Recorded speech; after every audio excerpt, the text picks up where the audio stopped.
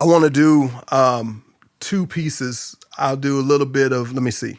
I'll do a little bit of John 1, and I'll do John 1, and then I'll do some of Ecclesiastes, the third chapter. Okay? Yeah. In the beginning was the Word.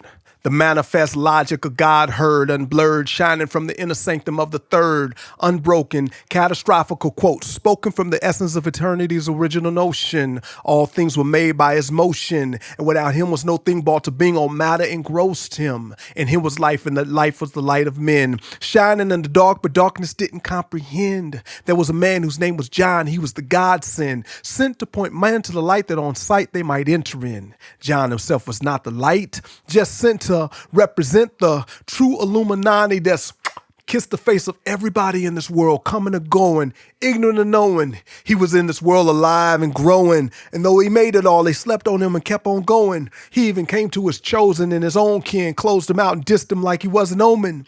But to as many as would get wide open and believed that he was just who he told them, to them he spoke in the power to become God's child, who was born God's style, in full denial of any human medium, no flesh or blood or brainstorm conceiving him, strictly God-born.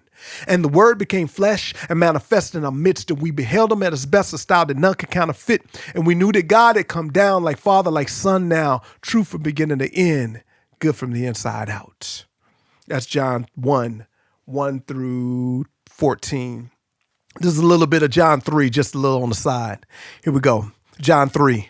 One evening in Nicodemus, a Pharisee that was a priestly Jewish VIP with status like big celebrity, came seeking Jesus on the creep, discreetly night creeping, saying, Rabbi, you think very deeply, so teach me. Increasing that your God's elite is easy when I see these people receive your miraculous deeds. Jesus said, unless a man has a spiritual eraser of a reborn nature, he can never see the kingdom of his creator. Nicodemus said, what you saying is foreign. When a man is old, how could he be reborn? Can he enter into his mother's womb again and be reformed?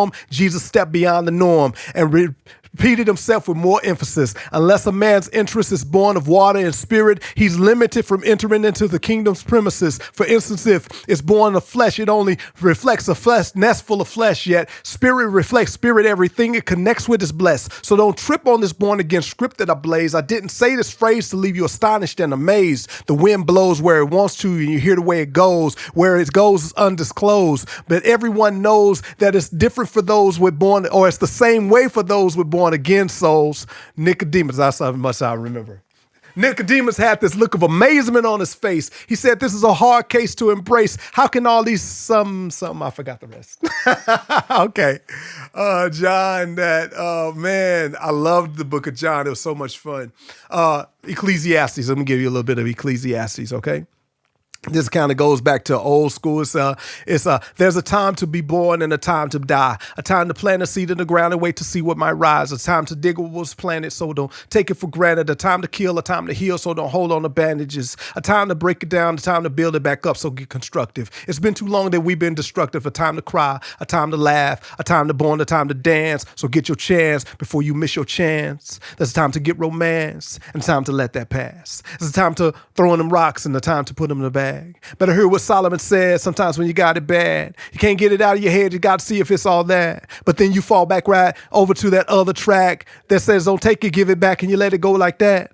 Some things are fabricated and rip is what it really need. But some things, sometimes, some ways are faded, so you got to intercede. There comes a time when you don't speak and time take it to the peak. A time for love, for hate, for war, for peace, we sow and reap. There comes a time when you don't speak and a time to take it to the peak. A time for love, for hate, for war, for peace, we sow and reap. That's the first part of Ecclesiastes 3. Turn. That's what I call it.